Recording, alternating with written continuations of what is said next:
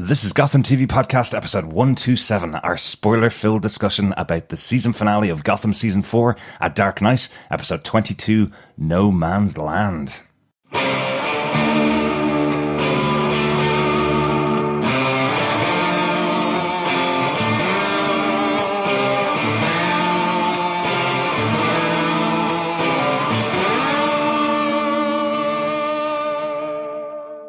I'm David Mazouz, and you're listening to Gotham TV Podcast.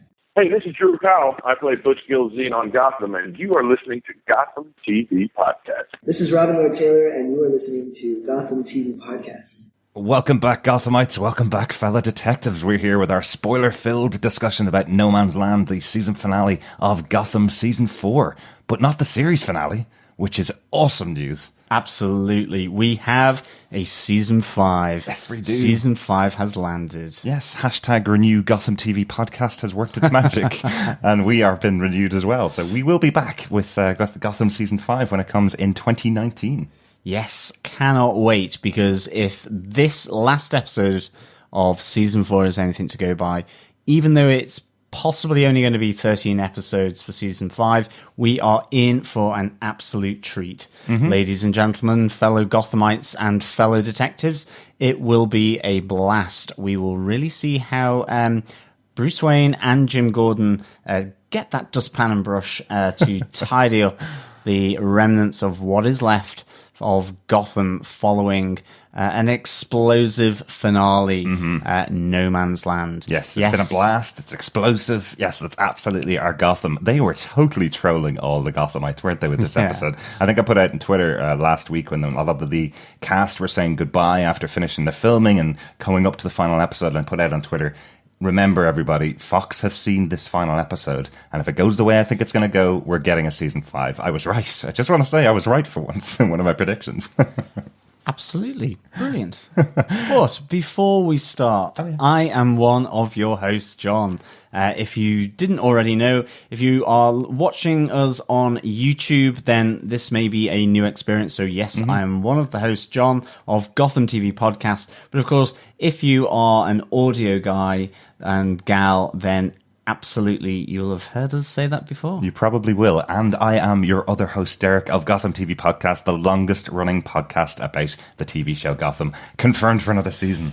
What's also confirmed, the other thing we're going to be covering when probably Gotham finishes up its season next year, it's been confirmed that they are moving on to another show, a new show, not connected to Gotham as such, but a prequel of sorts coming from Bruno Heller and Danny Cannon, the creators of this show, called Pennyworth. It's finally coming, John. We've been talking about this for almost 2 years. Yes, it is. It's not Pennywise, everyone. No. Like I immediately thought back to, I think the updated version of it completely had me freaked out for so long. As soon as they said Pennyworth, in fact, when Derek said there's a TV series called Pennyworth coming out, I'm going, what, they're taking on the clown from It? But no, it is Alfred in his days before Bruce Wayne. But his days with Thomas Wayne. Yes. Yeah. Maybe his days as an army officer. And apparently it's set in London as well. So, yeah, this is going to be really interesting, potentially. And we'll just have to see how it all comes together and how it flies. But certainly really excited to cover Pennyworth. Yes. Not Pennywise. A lot less hiding under your bed sheets. For absolutely. I'd be completely freaked out if it was Pennywise. Also, unlike Gotham, they have given us a little bit more information about this. They've said that it's a 60s set TV show. So Gotham is a timeless TV show, but we know it takes place after the 60s because they've got their flip phones. So possibly we will see the actor playing Alfred Pennyworth in some cool Austin Powers looks. It will be the swinging 60s in London. It will be pick your nose collars. It will be flares. It will be the sexual revolution in good old London town. Yes.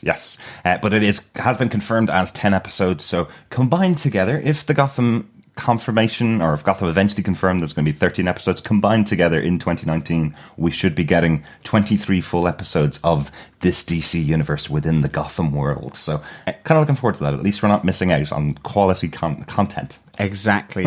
And of course, if you want to listen to all things Pennyworth, as well as listen to our coverage to date of Gotham, as well as the up-and-coming season 5 in probably about a year's time, maybe. Well, we think it's January. Yeah, okay, 8 months. Yeah. Then please head on over and subscribe to Gotham TV Podcast over on your podcast catcher of choice. Head on over to gothamtvpodcast.com and go to the podcast catcher of choice. In the subscribe area, you can do Apple Podcasts, you can do Google Play, any good or evil player for your choice. And of course, please rate us and leave a review, because sharing the love is absolutely sharing the podcast. I think we need to get on with our spoiler-filled review. Derek, what are some of the episode details? Absolutely. Just one more thing before we get into that. We do have our competition winner, which will be announced at the end of the show, so make sure you stick around for that. That's for a prize, which is the upcoming statue of Penguin from Gotham. It's not out yet. It'll be out at the end Let's of June. hope it comes out. So, yes, really hoping it comes out. But that will be the prize. If that doesn't end off coming out, we will think of something else and keep in contact with the winner. But we'll be getting there at the end of the show. Yeah, if not, we can get you a bumper family pack of Squares or other flavoured crisps of your choosing. Maybe some Cadbury's Dairy Milk, you name it. Maybe even a 24-pack of Penguin chocolate bars. Ooh, nice. Yes, nice little tie into Gotham there. But hopefully, fingers crossed, toes crossed, arms crossed, everything else crossed, that, yes, this statue is released. It looks cool. It really does. So really looking forward to it. As you said, though, John, let's get into the episode. This episode was directed by Nathan Hope, who's done 5 episodes of Gotham so far. He did Red Hood in season 1, a nice little throwback to that in this episode. I love that episode. Red gloves of Jerome rather than the red hood of the character of the Joker in the comic books. He also did Follow White Rabbit and Destiny Calling in season 3, and he did the wonderful Let Them Eat Pie in season 4 of this show. Yum. That was the little musical part with our wonderful Professor Pig. So a great episode. And he did a brilliant job of this one, have to say. The episode was written by executive producer John Stevens and by Seth Boston. Seth Boston has done 4 episodes of the show before. He did Dead Man Feels No Cold, Gentle Art of Making Enemies in season 3, and he did The Sinking Ship, The Grand Applause this season. I think that was another one of our favourites this season as really well. good. As a ship fell apart during that episode, unfortunately. John, do you want to tell us what they gave us with your synopsis for the episode? Sure. As the army comes in to take control of Gotham and the city continues to be evacuated, Jeremiah Velasquez, back behind bars at the GCPD, warns a skeptical Gordon of more bombs and destruction to come. Meanwhile, Jim is kidnapped by the Riddler and narrowly escapes death after Leslie Tompkins convinces Enigma to leave Gotham. But Ra's al Ghul's plan swings into action as a bomb detonates, killing the mayor of Gotham, and forcing Bruce Wayne to leave a hospitalized Selina Kyle to confront Jeremiah at the GCPD. But he in turn is kidnapped and taken to Ra's, where he is rescued by an unexpected team of Babs, Tabs, Alfred, and the Penguin, who arrive, saving Bruce and killing Ra's al Ghul. As Bruce is saved, Jeremiah's bombs destroy every bridge out of Gotham, reducing the city to lawlessness. As the city is carved up between competing criminal gangs, Penguin takes his revenge out on Tabitha, Galavan for the death of his mother, and Bruce Wayne is forced to make a life-changing decision and to come to terms with his future in a Gotham that is cut off from the outside world. Oh yes, the Dark Knight is coming to It really was No Man's very Land. Dark Knight Rises, all those bridges being taken out. A good old nod to the third film in Christopher Nolan's trilogy, for sure. Which in turn was taken from the No Man's Land comic book, so it was a nod to a nod, I suppose. A nod to a nod to a but nod, certainly absolutely. the cinematics in the scene absolutely looked like a Christopher Nolan movie. That moment when they're all standing looking at the bridges blowing in a row was like, how have they paid for the budget for this from Costa FX? Like, you know, Yeah, it was great. very well done, I have to say.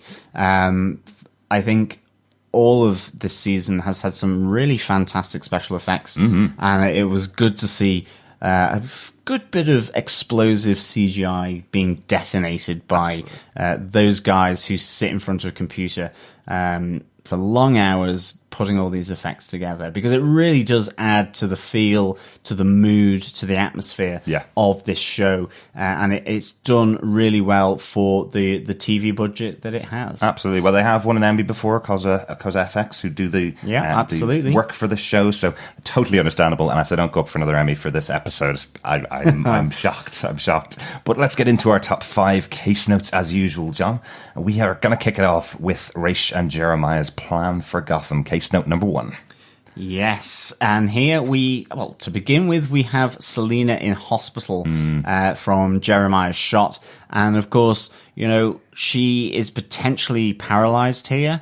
We get the suggestion from Jeremiah that he put the bullet through one of her vertebrates. So again, really interesting touches here. Is this potentially going to be Oracle? Maybe. Who knows? We were possibly expecting to see one of Selina's cat lives kick in here and just essentially see her jump back off the gurney and start kicking some ass again. But no, not at all. Not this time. She is in proper dire straits with this shot to the gut. And, again, really good seeing the expression of Bruce, his concern. And it really plays nicely as well when he is effectively forced to leave her to go to Jeremiah, because his plan, Raish's plan, I should say, with Jeremiah as the executioner of that plan, really starts to play out here. And it's so well done. I mean, Jeremiah there in the jail cell of the GCPD, again, I think another nod to the Nolan films, this time The Dark Knight. He looks very Ledger-esque there. So really, really nice little nods all over here to comics and films. I was just waiting for it to break out into applause there, just like Heath Ledger does in The Dark Knight as he sits staring out at the GCPD. Love the little touch, because remember, at his wake a couple of weeks ago, Jerome's crew tagged all of the GCPD with the eyes of the Joker that we've been seeing in the city back from season 1. I love the touch that in the cell above his head are the two eyes looking over him. Really, really cool. Also, cannot forget to say that scene with Selina and Bruce in the hospital, where Selina is pleading to Bruce not to leave her, is beautifully played by Cameron Bicondova. A really good moment from her. She really realizes how screwed up she is now, how ruinous this could be for her life. Jeremiah has gotten Bruce absolutely fired up here, so superb. But what we have here is that Jeremiah has got more bombs, or so he claims, across the city. He has at least one, because he blows up City Hall with the mayor and his entourage in as Ra's al Ghul watches on. So yeah, that was really fun to see the City Hall blown to smithereens. And of course, why another mayor of Gotham? Yeah, exactly. The mayors of Gotham really do tumble. And, he was trying to stop the evacuation as well, but ultimately, Jim Gordon is tipped off here that, there are potentially more problems. He does feel as though Jeremiah is bluffing, but nonetheless, he knows how crazy this guy is, even though Jeremiah wouldn't think so. And really, Bruce then is forced back against his will by the army who have come in. Martial law has been put in place to try and find really what Jeremiah is up to. And of course, this is another part of the spoke in this wheel of Ra's al Ghul, where ultimately they come in and kidnap Bruce and escape with Jeremiah.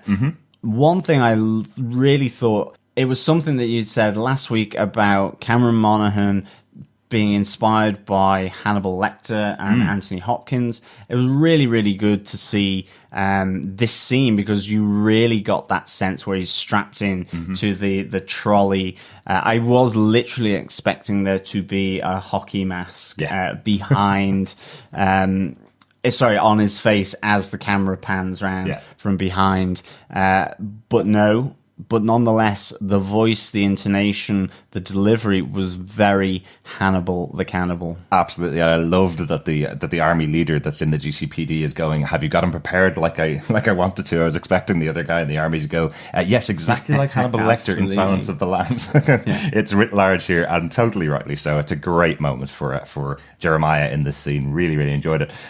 But the idea of this plan, it's really interesting. So what you hear in the episode last week from Ra's al Ghul is that he's giving the plan to Jeremiah to take down the city of Gotham, to turn it into the Dark Island that Bruce needs to become the Dark Knight, effectively. So unfortunately, Selina was just a cog in that plan. Yeah. She was to be shot, to get Jeremiah arrested and brought to the place where they were keeping all the bombs, and then for him to get kidnapped. For Bruce to get kidnapped and the bombs to get taken back by his crew to be sent off to the bridges. Ra's is one smart guy. He's been around for 2,000 odd years, so he knows how to do plans to blow up cities. So it's a good one, though. I really Do you like think it. he was there at the sacking of Rome? Probably. I think he was, or at least The toppling of the Tower of Babylon? I believe the League of Shadows do claim all of that. They claim that was their right, as their Fire of London. They sack all of those cities.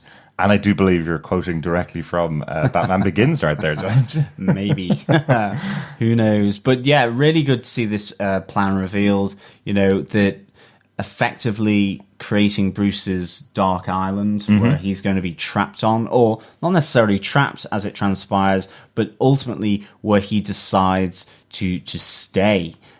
He decides to fight for Gotham. Yeah. And obviously he has that really difficult choice of not going with Selina Kyle and Alfred, but asks Alfred to look after Selina, to keep an eye on her, make sure that she recovers. So yeah, he's making a really interesting choice here. And again, one probably that whilst Ra's is unsuccessful, then he's seen it in the tea leaves, so to speak, within the demon's head. Yeah. That future that he is desperately trying to bring to reality to make sure that he has his heir. But of course, with that, on to case note 2, because Ra's al Ghul is certainly having a problem with his demon's head. He is most certainly not firing on all cylinders with regards to that power, and there is a suggestion that Barbara still has a bit of that old fuel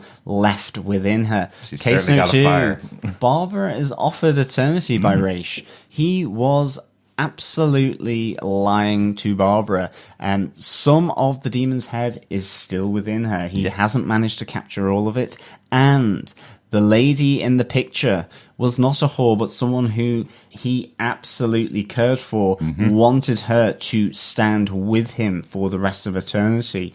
But she refused. And now he offers her doppelganger the chance to do the same thing. He offers Barbara the chance at becoming eternal like himself. Oh, can we call her the Babselganger? The Babselganger, indeed. like yes. She is the Doppely Babsy Ganger of Barbara Keane. Yeah, I like it. I like it. Ra's isn't very good with his choice of people to put his trust in, really, is he? You've got Bruce, who basically has now killed him twice, who he put his trust in and calls his heir. You've got Babs, who's killed him this time and who's constantly gone after him. And, with the help of Bruce. Of course. Yes. Yeah, of course, because she can't kill him on her own. But he puts his trust in her in this scene and kind of tells her the whole plan. But she teams up with Barbara, Alfred, Tabitha and Penguin, and it's a great moment. I love that they do this in Gotham at the end of each season. They bring all of the cast that haven't really spent a huge amount of time together on the warpath against the big evil or the big bad. Great to see these scenes with Tabitha and Alfred and Penguin and Babs. I'm not going to say that again, I promise. But really good to have them all fighting alongside each other to take down these two freaks who've joined together in Gotham. I love how Barbara says that as she walks in. She goes, "Hey, Bruce." Hi, freak, to Jeremiah. Great little moment. Really good.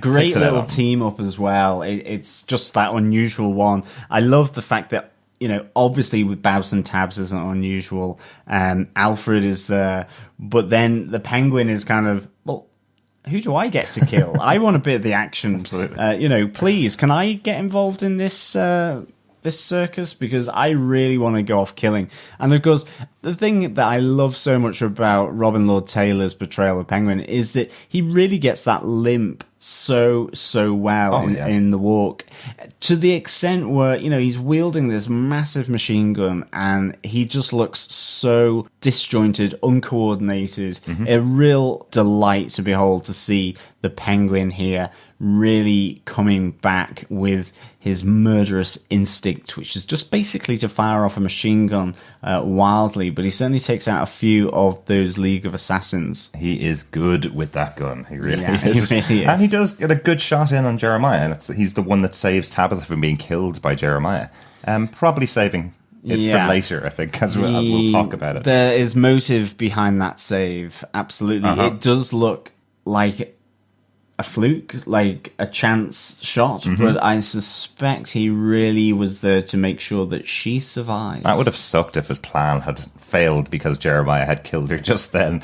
Just one final thing on this point. I love the moment that the four of them are standing on the roof of this building looking out over the bridges blowing, and just the looks on each one of their faces, you can tell that their characters are going, what the heck just happened and what are we going to do now? The city is going to the dogs. It's blowing up and we're stuck here. Very cool. Let's get on to case note number 3.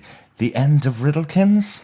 Well, is it? Lee, Lee stabs Riddler, Riddler stabs Lee, kissy, stabby, stabby. I thought that was absolutely, typically Gotham fantastic. Oh, yes. Totally kitsch, totally over the top. Totally unexpected, because I mean, I was thinking, why, Leslie, have you left the knife in Riddler, as he pulls it out and then stabs her and then they kiss? So who knows what's going to happen to them after we see them lying stiff on more gurneys. There's a lot of gurneys in this episode, with Hugo Strange looking really, really happy that he's got another 2 people to experiment on. Yes. The surprising return of the wonderful B.D. Wong as Professor Strange. Not Doctor Strange, just to clarify again. He's definitely not Doctor Strange. He's not Doctor Strange. Professor Strange. Doctor Strange is your favourite comic book character on the Marvel side. Yes. So, Professor Most Strange. definitely he is not Doctor Strange, but he is a fantastic Strange in the DC world. Yep. I absolutely love this portrayal of Professor Strange by B.D. Wong. And he just oozes creepiness, sort of malicious science comes straight from him, I think. Absolutely, the crazy professor, as we love to have him around. One thing I will point out about that scene, I love that the first stab comes from Leslie Tompkins, and as she stabs Ed, she goes, well, you probably would have got bored of me and killed me at some point. Yeah, and Ed replies, yeah, you're probably right. Yeah. You know, that's what you do, Ed, and I know this, you know. Great little moment there. But it all comes from the fact that the Riddler has kidnapped Jim Gordon, because a few episodes ago, he saw Leslie and Jim have a moment, and of course, he is really wants to make sure that Lee completely forgets him, that she is free of her former fiance, and by that he means £50 at a time. He's going to make sure that Jim forgets her.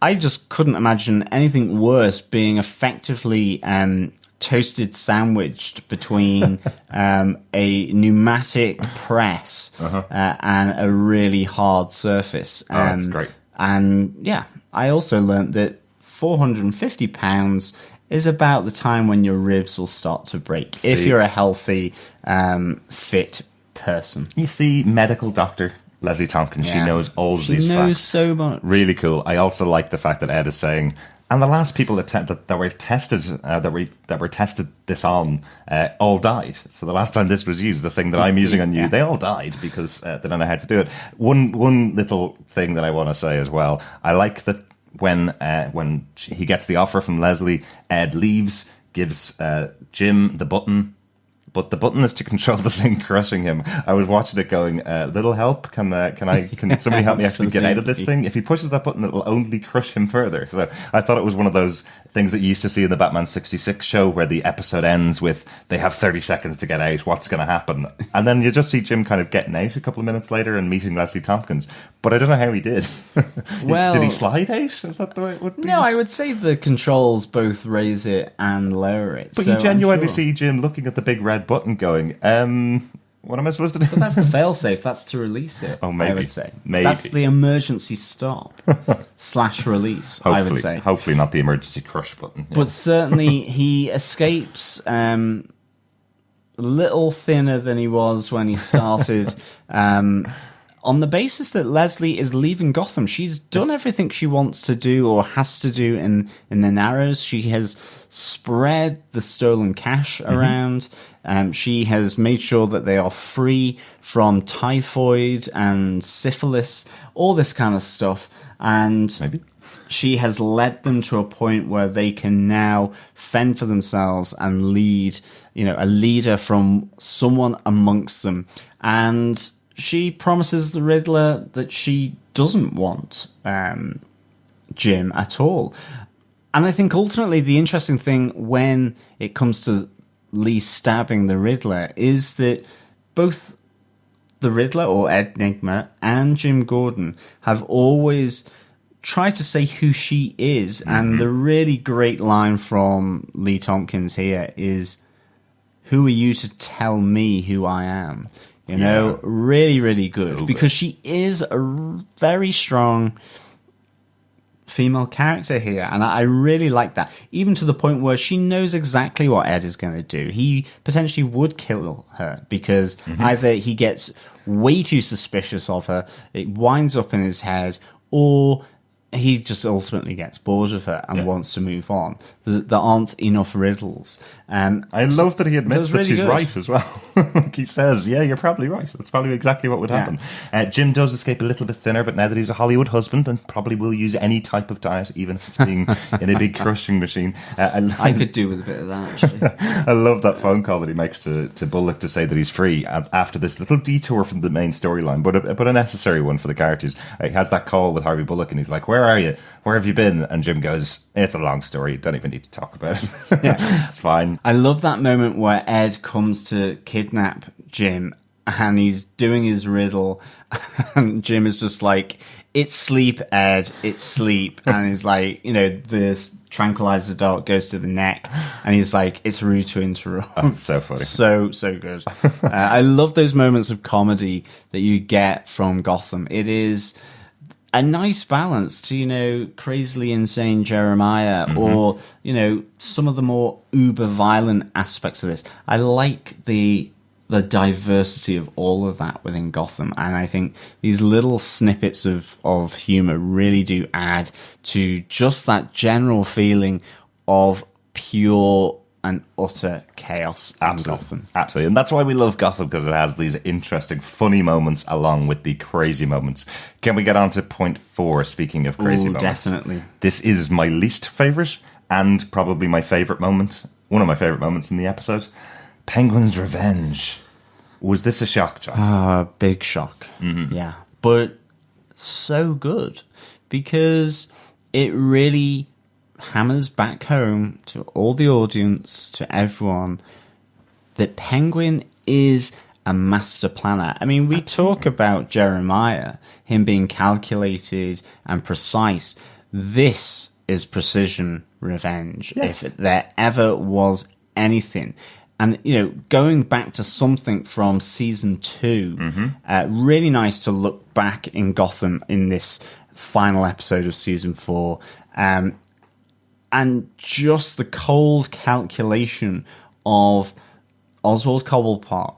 And I think the determination of what he wanted to do, which was to cure Butch Gilzean of being effectively immortal himself, or at least being able to take bullets, have limbs hacked off, get him sorted, get him recovered, all better, turn him back to Butch. I mean, I kind of had Butch's back, baby, but only temporarily, because then, yes, bang, bang, and Penguin shoots it, all for the revenge of the death of his mother at the hands of Tabitha. So good. And I'm really I was just so shocked because absolutely have loved Butch Gilzean, really enjoyed Grundy. Drew Powell, we've interviewed him twice now, and he is such a good guy. He has had such a blast, I think, doing Gotham. He's gone from probably being sort of just a recurring character with regards to Fish Mooney's henchman to becoming a full-blown regular on the series, as well as having, a legacy character in terms of Solomon Grundy, being given that as a character to make his own, and he's just done it so well. And so for me, yes, it was great to see just this level of calculation from Oswald Cobblepot for him to put it in place. It's a shame it happened to Butch Gilzean, but again, it's just like jaw drops at this moment. All the revenge of Gertrude Cobblepot. And so Tabitha is allowed to live as her loved one who's just been returned to his normal state has been shot. But I do like the moment that Penguin also says, and when I realize, or when I determine that you have suffered enough, then I will make a decision to kill you or not. So if you get over this, if you find another partner, that's the moment when you'll die. Absolutely. It's such a great moment. And again, more fool us as fans of Gotham. We've done 129 episodes about this show. And we didn't guess the fact that that Penguin would be sitting in waiting. As the phrase goes, revenge is a dish best served cold. And this is the coldest. This is 2 seasons. Yeah. He's been waiting in the wings and planning this since he knew Grundy came back, I suppose. Do kind of that not point. keep your eye off the Penguin. Is the moral of this tale. He is cold. He certainly is. He certainly is. But we do at least get the moment where Tabitha tells Butch that she loves him, that he does go to his grave knowing that she loves him. That was one of the big central things for this character throughout this season, was the reason he wanted to come back was to be the man that Tabitha needed him to be. So at least we have that moment for them. But as I say, Penguin does tell Butch, this has nothing to do with you. I consider you a friend. This is all to do with Tabitha. So this is the wrapping up of Tabitha's story. We will see these two go head-to-head next season. We may even see Grundy come back next season. We don't know what the exact cure that Professor Strange gave to Grundy was. Or did it work fully? Well, we know it worked. We know he came back as Butch. He looks more like him and so on, but maybe there's some residual Grundy in there. But I absolutely doubt love the procedure that was done by Professor Strange. I loved it's basically flush everything out of the system and then fill you up with these 3 people's blood. And points to just 3 poor people crying in the corner. The residents of Gotham are really going to have a bad time coming into the future. Let's get on to case note number 5, but this is just a tip of the iceberg with what Professor Strange is doing to them. Case note 5 is No Man's Land. I like that this is kind of taken from Barbara's thoughts when she's looking around at people around her going, there's only one thing wrong with Gotham, it's the men. Yes. So this is going to become No Man's Land. It is a huge story arc. We talked about it a bit last week. It's a huge story arc for the Batman characters and the family of Batman characters is this No Man's Land idea. In the comic books, it was an earthquake that happened which cut off the city, and the villains started to take over when the government shut it down and said, this is a war zone, you cannot go in and out of this place. We get little references here and there in the dialogue about the fact that Washington has cut them off, that the government have said nobody is to go in and out of Gotham, that they're going to evacuate it, but nobody's able to go in there, and they will evaluate the situation in future. And we see all of our main characters, all the people that we love, taking their stand and staying in the city. So we see our first big one really is Jim and Bullock, saying they're going to stay in the GCPD, joined very quickly by the wonderful Lucius Fox, who's taken one of Jerome's devices, which will power the GCPD and that area of the city for eternity. Yeah, if so necessary. good. Yeah, really good. Great hero moments for these characters. Really enjoyed that. It was fantastic to see the Scarecrow there as well. We see a new character with the Orphan being all axy on some unfortunate soul. So that is possibly Cassandra Cain, who took on the role of Batgirl at some point in the comic books. Cassandra Cain has the name The Orphan in the comic books.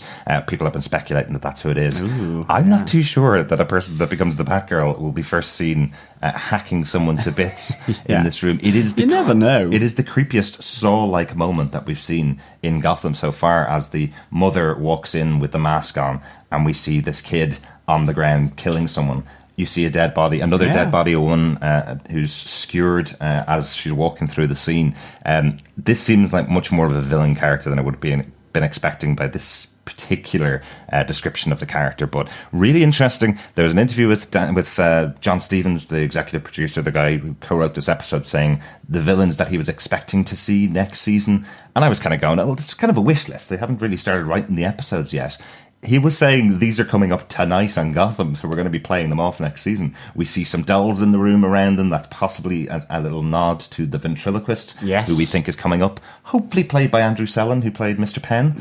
Hopefully he'll be playing the ventriloquist, and we'll see Scarface, his doll, who takes control of his mind. Very cool arc, but love to see that in the next season. But we get loads more as well, John. Yeah, we have Mr. Freeze gets his own area. Firefly has a crew that takes down sort of an industrial area, burn all of them. And isn't it like she wants to set fire to 10-block radius around her? She's got her ring of fires going on. It's just so good. You have Penguin taking up residence in a very opulent building. I would have said maybe it was the City Hall, but we know that that's been blown up. Do you know who I think it might be? I think it might be the museum where Ra's al Ghul killed Bruce's friend. I think that was the circular area where the murder actually happened, but I'd need to go back and see it again. If you know Gothamites, let us know. You can send it. You can always send us an email at feedback@gothamtvpodcast.com, just to let us know. But it is an opulent place. It's a great place for Penguin. I love how small he looks and how powerful he looks in the middle of the room. He has to kill a few people as well, just who've decided to squat there. We have then Scarecrow has his lab back at the house. It's really interesting that we didn't get to see Mad Hatter or Poison Ivy, which is unfortunate. Maybe that was just down to scheduling for this, but it would have been nice to see them. There's certainly not the Executioner either. Yeah, true. So there's a few people that are missing there. Not to say that they are gone and lost, but certainly the city is being carved up and divided into these different districts that each has their own ruler, which is absolutely straight out of the Arkham video game as well. Also taken from No Man's Land. Yeah, exactly. So, again, a nice little nod back to No Man's Land, the comic, but also to other references to that, such as the Batman video games, which is really, really good to see, actually. Loved it. It just shows you how good the story arcs for Batman and Gotham and any of the characters associated with the Gotham universe really is. It is one of the reasons why it is my favorite DC property. If not maybe one of the only DC properties that I really like and love to buy and to read. Because it's so dark, it's so terrifying, but it can be a whole range of different things. So this is absolutely fantastic. What we do see here as well is that Selina could be permanently damaged, and that Bruce ultimately here, as we said before, has to make this decision as to what he wants to do. He's searching for Jeremiah in amongst the rubble of Gotham at the time. Beating his way through every criminal he can find. Exactly. I think then we cut back to a few more villains carving up. We have Man-Bat in a church that is great to see. I presume he sucked their blood like Dracula. Possibly a cool scene as well. Man-Bat as a character that obviously has been around in the comic books a lot. We did see a version of him in Fish Mooney's crew back in season 3. I'm not sure whether it's the same character. He's got a big beard, so his face is covered up, so I'm not sure if it's the same actor playing him or the same character, but it's so cool to just throw in these fun little bombs to go, guess what? If we get a season 5, you're going to get all of this here, definitely. guys. Very, very cool. Really enjoyed that moment. But yes, as you say, Bruce makes his decision to stay on the new Dark Island, the new Gotham Island, sending Alfred off to take care of possibly a permanently paralyzed Selina Kyle. I think that'd be a really interesting storyline to see Selina in the wheelchair and having to take up the role of Oracle. It's so interesting, really, thinking that Cameron Bicondova, when she first started in the show at 14 or 15 years old, she was a well-known dancer. That's where she came to on the show. They cast her because of her dancing. She hadn't really acted much before, and it would be really interesting for them to take it and kind of lay it at her feet now that she is and has developed into a great actress now on the show. It would be great to lay it at her feet and say, now you're here acting in this role of Oracle, who will help Bruce out and is a really important character in the comic books.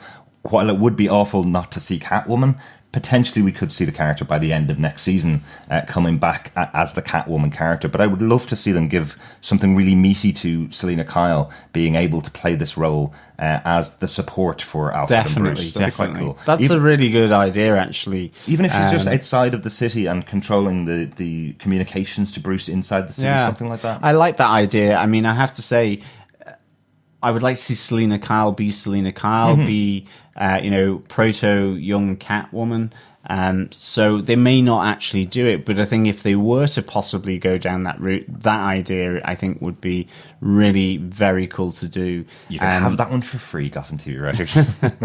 And then, of course, the closing moments here, where Jim has set up a big spotlight to really cast some light on the shadows. And who arrives on top of the roof of the GCPD? Only Bruce Wayne. Really, really good. And of course, it's like a bat attractor, isn't it? It really is.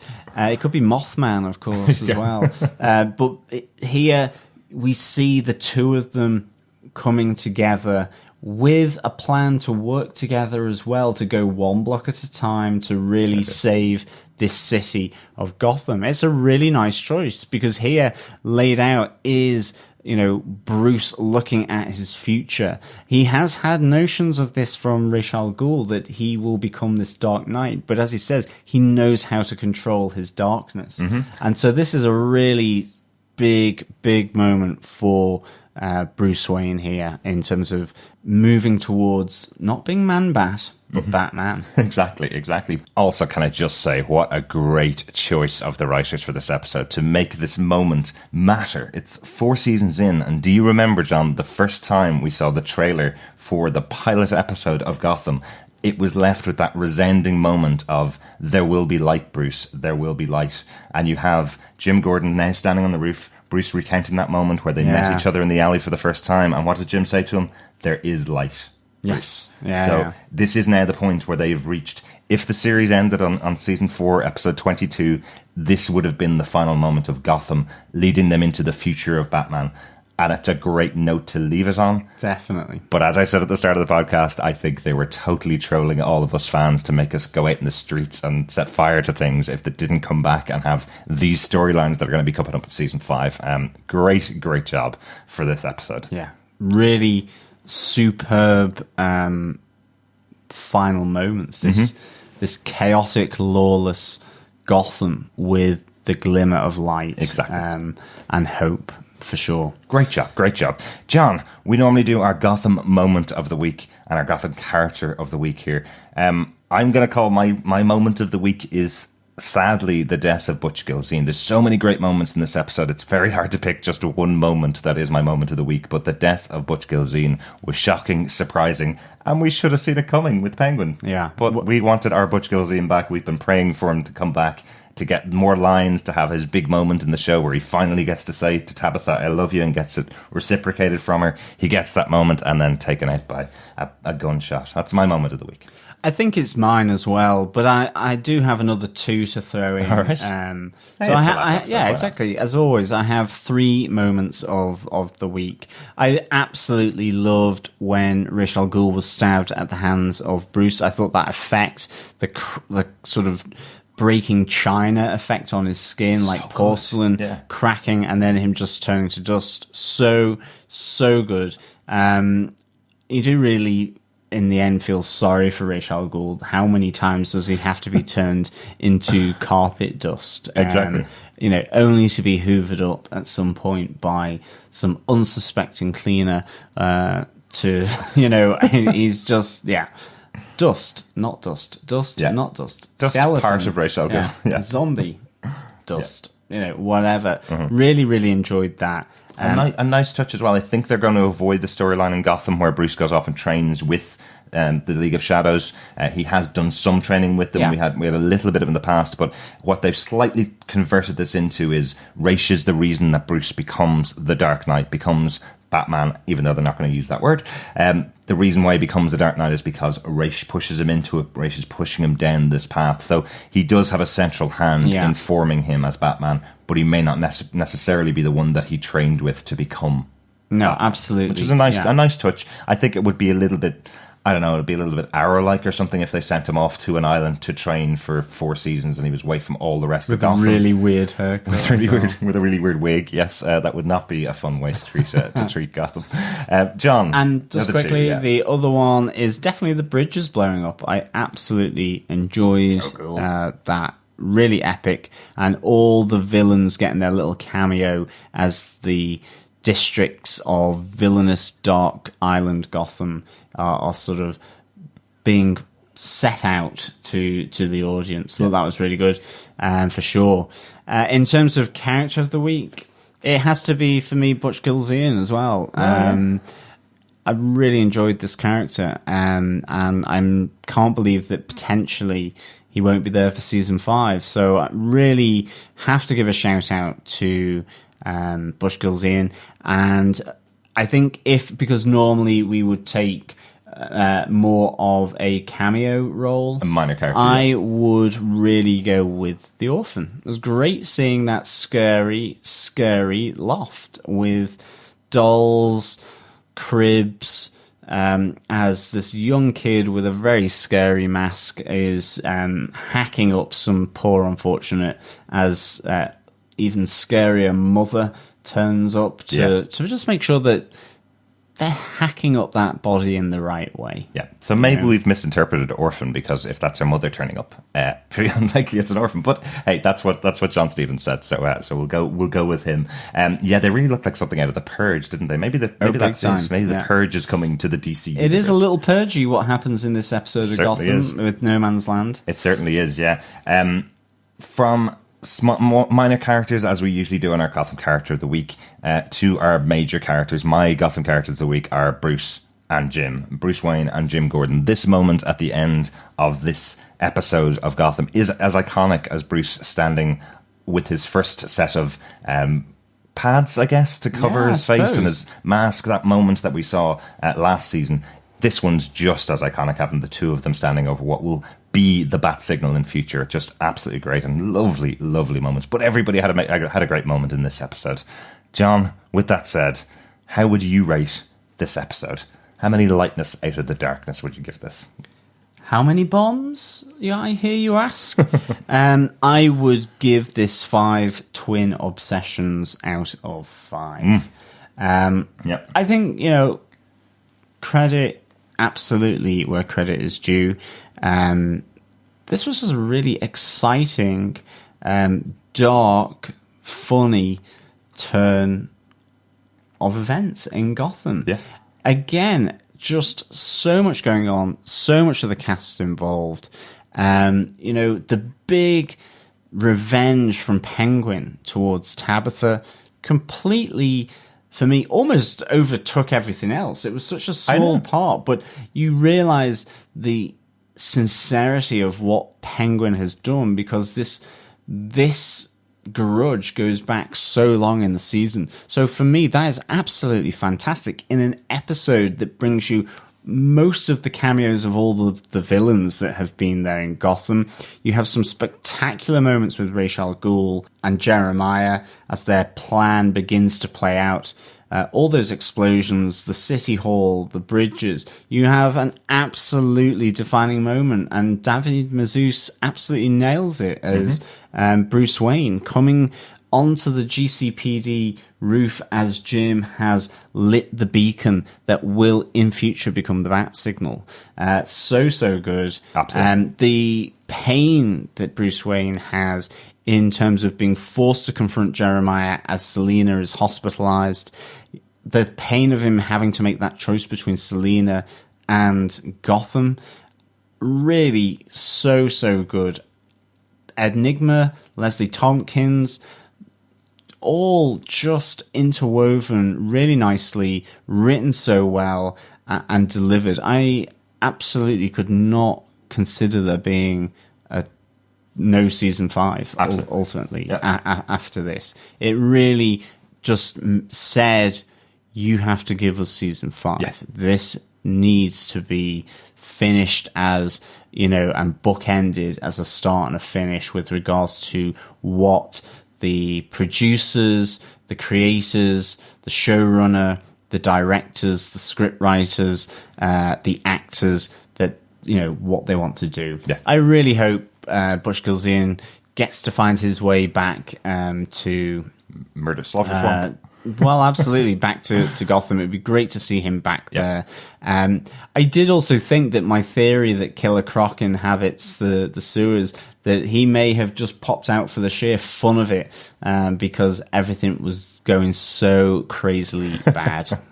I love it, John. I totally agree with you. This is probably one of my favorites this season. It's quite difficult to review the episodes the way we do them on a weekly basis, not knowing what's coming up ahead and trying to rate them. Because I think we've hit more 5 out of 5s this season. Yeah, a lot. It's been very high this season. But rightly so, is what I was going to say. This is the best season of Gotham so far. If they were going out on this episode, they'd be going out in a high. But I'm so glad this is just the finale of season 4 and not the end of the show. So excited to see what's going to happen in the future of Gotham. Let's get on to some feedback, John. I know you're not able to stay for all of the feedback. I'm going to drop the rest of the feedback in before the episode gets released. John, unfortunately, is not going to be here for that bit, but we've got a bit of feedback that came into us since the episode came out. Our first piece of feedback came from Doug Green over on over on Twitter. Doug says, I was going to leave you voicemail, but it would just be 90 seconds of screaming after that episode. Thanks, Absolutely. Doug. Yeah, it really would. Over on Facebook, and of course you can join our Facebook group over at facebook.com/groups/Gotham TV podcast. Jason Wiley goes, hello Gothamites, this is my feedback for the season 4 finale. Wow, what a finale and what a season. So much going on. The ending with Riddler and Lee was rather tragic. What has Hugo got in store for them? Yeah, absolutely. He looked really excited at the prospect to have He something. looked like he was in a candy store for sure. It was nice to have Butch back to normal, but you knew something was up with Penguin grinning like a Cheshire cat. I really thought Tabby was done for this episode. I can't quite fathom why Ra's came back from the dead only to be killed again with the same knife by Bruce. That whole plot just made no sense to me, as the motivation Bruce needed really came from Jeremiah. I also thought the whole Babs turning feminist arc was too on the nose as well, and really didn't serve anything. Well, it served to give us the name of the episode. No Man's Land. Absolutely. I think it's in terms of the whole of Gotham City being carved up into different districts, why not have a feminist district? And I think it wasn't so much a feminist arc, more that she just had been totally sort of over men and what they were doing in Gotham. I mean, given that she was involved with the ogre, I can kind of slightly see why she would have maybe something to make her more suspicious. Well, absolutely. But even when she became the Demon's Head, we had the male members of the organization go after her and go to kill her because they don't believe that she should be the one to lead them. Yet here they come after Ra's has been killed a second time going, oh, well, now we'll come and join you, even though they fought against her. The whole point of her arc really is, screw men, they're out. This isn't so much a feminist arc. This is a woman's only arc. Yeah. We can control the city and we do a better job than all of those crappy men that have been so bad for Gotham over the last few seasons. Absolutely. Although I have to say, I wouldn't like to be one of those two dead male totems either side of the sign proclaiming that this is no man's land as such. Just one other thing quickly. The reason why Ra's came back was to control Jeremiah. He came back and gave Jeremiah the plan to blow up the bridges around the city. So arguably, his motivation came from Jeremiah for Bruce to stay and be the Dark Knight. But that would only came there because of Raish, right? So, Yeah. So that's why Raish came back. It is a shame that he keeps getting killed. After, It really is, being back in absolutely. town for a day. He doesn't get to go out for a pint or a nice meal or anything. He comes back, says his plan, and then somebody stabs him and kills him again. I don't think it's the last we've seen of Alexander Siddig, though. Let's hope not. Let's hope not, because he's a great actor, and I have to say I really enjoyed his turn as both Ra's al Ghul and zombie Ra's al Ghul as well. Yes.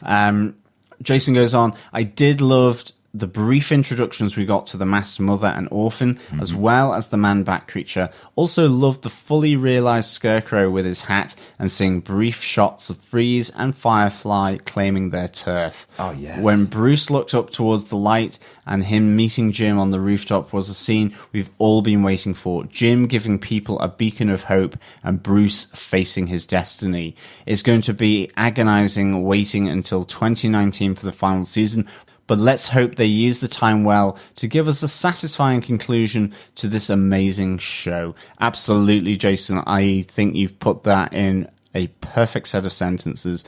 Really great season. Great episode. And really big things. And I'm expecting big things from this, because I think what they've done in this season has been really quite epic. Yeah. It's been really sort of broad strokes, personalized, really showing off the characters of Gotham and the storylines that you can do. So really spot on, and cannot wait until 2019. Yeah, absolutely. Thanks so much for that, Jason. Oliver Hins also sent us an email to feedback@gothamtvpodcast.com. He says, hey, Gotham TV Podcast, what an insane last episode and an awesome season. The second half of this season has been absolutely world class, in my opinion, and thanks to you, I was able to enjoy every episode twice. As to the last episode, I don't even know where to start. Every second of it was a nail-biter, but the Butch scene stands out for me. I totally didn't expect them to bring him back and then just take him away again. Yeah. I even forgot the Penguin still hated Tabitha for killing his mother. He does hide it very well, He really doesn't he? does. Absolutely keep your eye on the bird. Oliver goes on to say, it broke my heart, but at the same time, it was great to see Penguin back to the manipulative, evil genius he has been before. He is also my character of the week, even though I almost picked Professor Strange, since it was so good to see this great actor back on the show. Nice pick. Yeah. Yeah, really good to see BD Wong back. And Oliver says, I also enjoyed that Babs was able to defeat Raish, and I wonder what happens now to the demon's head. But she is still one of my absolute favourite characters in Gotham, and she deserves more screen time. Having Penguin, the Sirens, and the different other maniacs we saw at the end in an abandoned Gotham, together with the rise of Batman, the last season simply cannot disappoint. But I still hope that there will be as many episodes as possible. Finally, a big thank you to you guys for making my mornings on the train better. Absolutely love your podcast. Have a great summertime, Gothamites. From Oliver. Thank you so much, Oliver. It's really great to get that feedback, and we hope we bring you Gotham loveliness on the train in the mornings. For many years to come, yes, exactly. Maybe, just maybe, there will be a season 6 as well. Absolutely, but at least we've got Pennyworth to at least talk about a bit more of the characters. Pennyworth as well should be really good if they go down the Earth 1 route, even though that just really gives you a glimpse into Alfred's pre-Wayne Manor valet experiences. It should be really good, because in some ways that was part of the basis for Alfred in this whole series that is Gotham, that he's ex-military. You know, he's known Thomas Wayne for a long time. They have a particular connection, and he's more involved with Wayne Enterprises and the Wayne family than you maybe get the idea of. So that should be a really interesting look into this character, and certainly much beloved character after Sean Pertwee has provided such a great load of acting chops for this Alfred in Gotham. I think he's now got the most screen time of all the Alfreds, if you think about 88 episodes of this TV show. I know the Batman series in the 66 went for a lot longer in terms of number of episodes, but I even think that David Mazouz playing Bruce Wayne for all of those episodes probably has more screen time as Bruce Wayne than any other Yeah. Would I be about right I'd in that? say so. At least by the end of the 100 episodes, he most likely will anyway. John, do you want to get on to our quick Facebook feedback? Some short Facebook feedback here. Sam Bachter goes, wow, what a way to end the season. I need time to process it all. I got chills seeing Bruce and Gordon on the roof at the end with the proto-bat signal, and when Bruce was standing alone after Alfred left with the ambulance and the music got all loud. Absolutely. Yeah. Brilliant moment there, and such a defining moment for Bruce Wayne, as well as Jim Gordon. Yeah, absolutely. And this is where, obviously, Jim Gordon is going to get the mustache, because he can't find a razor in all this chaos. That is the reason they're not starting the episodes of Gotham until 2019. They're going to give Jim Gordon or Ben McKenzie time to grow that mustache out, right? He's been growing the beard. We've seen in a few photographs from the Deadpool 2 premiere. He's been growing the beard out, so I think he's just getting ready to shave that off and shave it down into the mustache. They're in a city that has no electricity. If he goes home at any time, he can't get his razor out. Or maybe he'll be shaving in the dark and just end off the moustache and go, hey, that looks pretty good on me. Yeah. Caroline Wells, also over the Facebook group, says, Firefly got a corner in Gotham. The Sirens got a corner. Freeze got a corner. Scarecrow got a corner. Why is there no Mad Hatter corner? Well, absolutely. Yeah, just like you said, John. It was so strange not to see Mad Hatter, because such a fantastic character, played so well. I mean, even the Toymaker, we know that his son is on the loose. That would have been great to have seen a little bit of Toymaker, and as well, Poison Ivy. No Poison Ivy. So it's not just the Mad Hatter. It's a real shame that these areas for these big villainous characters, especially Mad Hatter and Poison Ivy, weren't shown. I have to say, it's the only bit of this episode where I'm like, it would have been good if you'd shown those, because yes, Poison Ivy's been there from season 1 in various forms. Yeah. And Mad Hatter, what a great character, and what a great bring to Gotham that character has been. Do you know what I'd love if season 5 opens up with Poison Ivy in her new residence in the national park or the old botanic gardens or something like that, where she's surrounded by her plants, owning an area of the city, and that's how you kind of start off season 5. That would be great too. Cool little shout out. I know a show like this, it's the biggest cast on TV really at the moment of a regular show. They did such a great job of getting so many characters back, so I can't begrudge them for missing out on a few of our favourites. We still don't know what's happened to Falcone. She was in Sophia Falcone. She was in a coma the last time we saw her. We don't know whether she got taken off the island or whether she's out. We know that she hopefully will be coming back. She is definitely left alive according to her last episode there. Caroline also says, was that really Martin at the end of the episode or another freaky kid? That's the orphan that we're talking about. To me, I'm not sure. It did look a little bit like Martin's haircut, but But I did think it was a female character, just by as the camera pans around the front. But I think they've kind of left it open that it could be Martin, it could be somebody else. Martin was the kid that was Oswald's sidekick earlier on in the season. Loved the character as well, and hopefully we'll get to see him back. Caroline finally says, why don't I have more ice cream in the house? I need a hug. Yeah, absolutely. I think we all need a hug. I think we all do. Especially from Drew Powell. I think we all want to give him a hug, and hopefully we'll be able to at Heroes Villains Fan Fest next week. Can't wait. Also, our final bit of short Facebook feedback here is from Johnny Reese. That episode was written so that if they didn't get renewed, the fans would have rioted. Absolutely. I love that idea. There would have been a call to arms and boycotting galore. Good strategy, really. Definitely. Also, Johnny, that is brilliant feedback. Thank you so much for that. I think you're totally right. As I mentioned it throughout the episode, it's absolutely, totally what they were trying to do. We would have routed if that would happen. Yeah, We'd absolutely. be down the streets in Carolina, burning things down until we got all the way to New York to siege the Fox offices up there.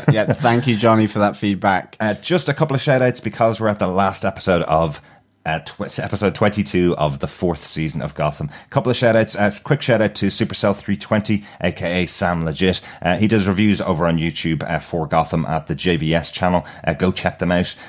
We've had tons of support over the last 127 episodes of Gotham. We're going to be going on a little bit of a break, but we will be talking about some comic books coming up. We'll be talking about probably No Man's Land at some point later in the season. We'll be doing some round table discussions as we usually do to wrap up the season. But because we've got a bit of a longer break going into January next year, we're not too sure exactly when these are going to happen. We're going to give it a little bit of time to breathe. So make sure you stay subscribed to Gotham TV Podcast over at gothamtvpodcast.com. But I wanted to give a few shout outs to some of the people that have helped us. DC World have been hugely supportive of us ever since we met them. Check out DC World over on their website and over on Facebook. They have some great articles on there, and it has some great reviews of Gotham. Actually really enjoying reading Yeah, those. definitely. Yeah. Gotham Addicts as well. Soul Boys and girls here between Gotham TV Podcasts and Gotham Addicts. We have been around so long together that it feels like we started out together, doesn't it? It's been great with the Gotham Addicts following Gotham along, and we have another season to go, so it's absolutely excellent. Yeah. There is Mike, the movie guy, Gotham Hub, Gotham Undercover, and the Gotham Lights pod as well. Yeah, we know how difficult it can be to record 22 episodes a season about one show, especially when the ratings are starting to tank a little bit. It's kind of difficult to keep, talking about it, but we know we're talking to the fans. We know we're talking to people that love the show Gotham, and we are fans. We absolutely love the show. So just standing beside Gotham Undercover and Gotham Lights pod, particularly, who've done a great job of covering the show as well. Thank you guys for your support. John, after all of that, the prize draw. Yes. Let's get into the prize draw, and then I'll do the rest of the feedback after the prize draw. Exactly. So the prize draw here is coming from the the cap of Agamotto, the Doctor Strange baseball cap. Not Professor Strange, the Doctor Strange. Doctor Strange. Yes, this is a Marvel DC crossover here. Yes, so this is the results have been tallied, the names have been put into the hat, and of course our auditors, PwC, have... No, they haven't. They haven't at We've all. put the names into the hat of everyone that has submitted in their Gotham moment of the week to us through any different channels, whether it's Facebook, email, on Twitter, and we are going to pull at random from the hat. There we go. There is all the names. Excellent. Off you go. I'm gonna get. Okay, let's see who wins the prize of that awesome penguin statue. Or if they don't win that because it's never made in the end, then a big family size packet of crisps and a massive bar of dairy milk. No, didn't we say we were going to paint up one of our Daleks as the penguin? Wasn't that what we were going to do? Anyway, the winner. Excellent. The winner is Claire Payne. I'm going to show that to the camera to show I'm not lying. Claire Payne. Claire Payne is almost the third host to this episode. She really is, yeah. So happy you've won this prize, Claire. Thank you so much for all of your feedback. I'm actually expecting a little bit of feedback from Claire Payne to come in after we finish recording this episode, so I will be putting it in, but congratulations to you, Claire. We will get in contact with you. We'll get your address and we'll make sure that gets delivered to you in the UK as soon as it comes out. But congratulations. Big congratulations to Claire. And thank you as well to everyone who has written in, whether it was with their moment of the week or whether it was just with great feedback on everything to do with Gotham this season or anything to do with the renewal or anything to do with the podcast. It is nothing without the fans and the community of Gotham interacting together, whether it's on this podcast through your feedback, whether it is meeting, chatting at Heroes Villains Fan Fest next week, or at any other moment. It is so good to be part of the great Gotham family. Absolutely. And of course, if you want to share that Gotham family and community as well, please head on over and subscribe to our podcast. And you can rate us, leave a review, because to share the love is to share the podcast. And of course, it's another spoke on that wheel of the Gotham community. Absolutely. I'm going to leave a little space here so that I can put in the feedback and it doesn't seem so awkward to just our audio listeners. Hey Gothamites, as I mentioned, I am back with the last bit of feedback from Claire Payne. She sent in some voicemail feedback for us. John's not here, but I'll talk about it straight afterwards. This final episode was the best of all the seasons, and thank goodness we have season 5. The musical score that played throughout this episode really made you feel we are now heading towards seeing Batman. A great montage of scenes from Firefly, Mr. Freeze and Scarecrow setting up their own territories in Gotham. So many great scenes to choose from. Lee and Ed stabbing each other as they were just like Romeo and Juliet, just like the Gotham writer said on Twitter. Ed's delight in Lee choosing Ed over Jim was so Riddler. I love how this whole scene was written between these two characters, with Lee bringing up that Ed would kill her because that's what he does. The death of Butch was a shock, but deep down I think I expected it. I will miss the character so much, just as so many Gotham fans will. From the moment Butch introduced himself to Jim in the alleyway behind Fish Mooney's, he has been an absolute delight to watch. Penguin's revenge on Tabitha was cruel, but I have never forgiven her for murdering Gertrude. Penguin now has no sympathy or emotional connection left, and the transformation from season 1 has been outstanding. Bruce and Jeremiah again had you captivated, and I really like how Bruce compared the darkness inside of him to Jeremiah's, the difference being Bruce can control it. Jeremiah really is such a great menacing character. I really also like how Ra's al Ghul fitted into the storyline with Jeremiah. Now that Gotham is a dark island, the explosion of the bridges again made Gotham cinematic, and I love how Penguin, Barbara, Tabitha and Alfred watched the destruction in silence.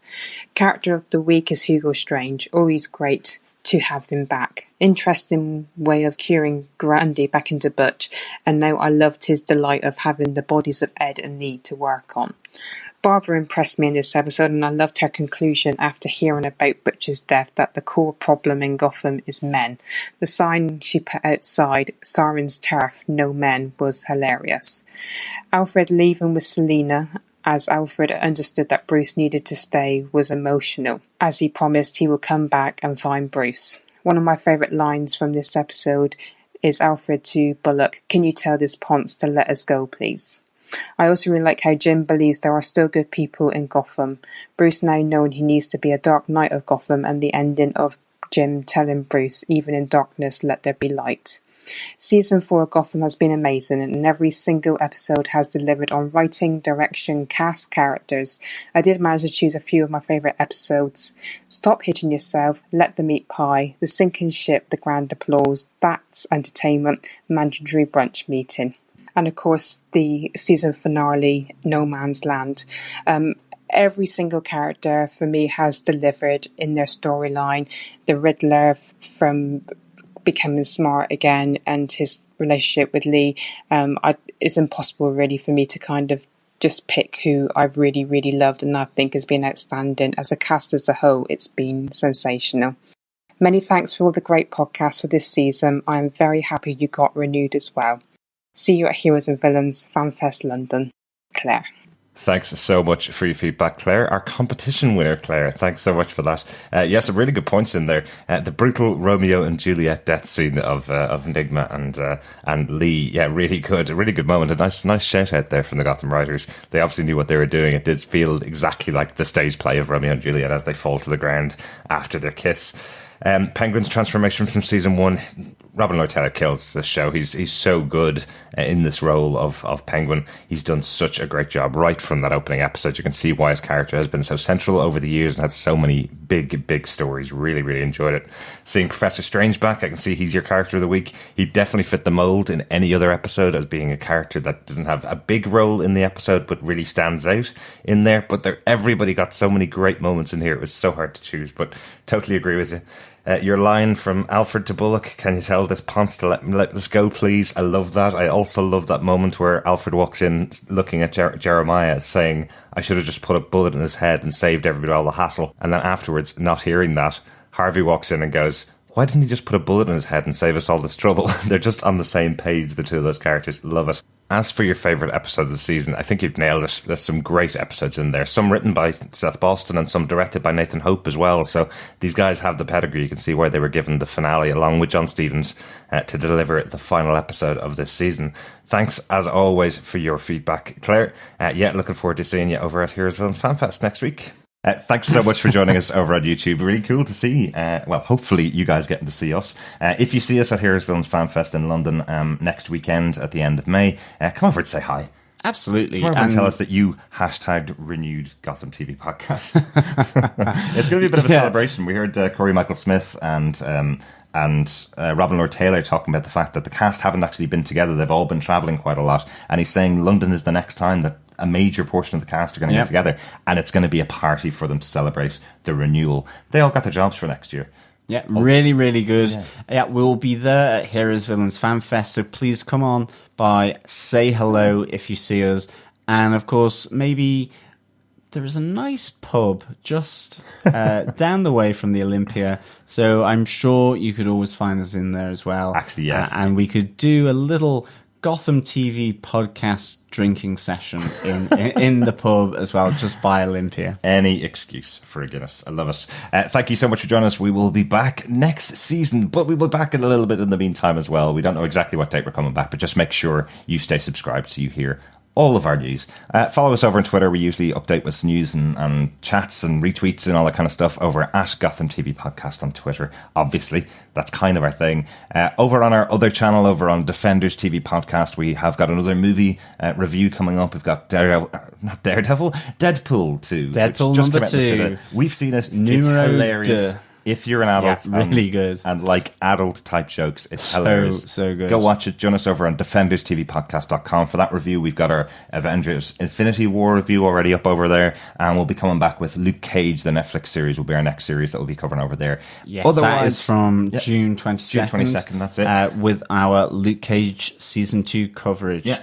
If you are a Marvel Netflix fan. Or subscribe to it all on tvpodcastindustries.com, where all of our podcasts go together. So we have them all in one big pile. So Gotham one week, and then Defenders next week, and then Daredevil another week, and Jessica Jones, and then a Marvel movie, and then a comic book. Hey, get them all over on TV Podcast Industries. Thanks so much for joining us, Gothamites. John, do you want to say the final farewell? Yeah, absolutely. As always, thank you so much for listening.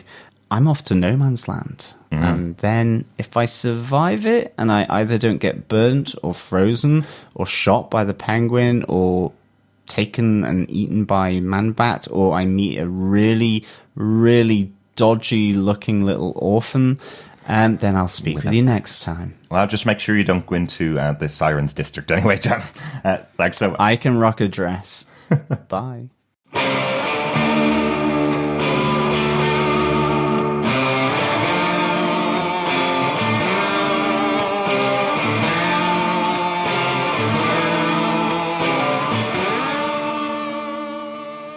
Thanks for being a Butch supporter. Butch loves you, baby.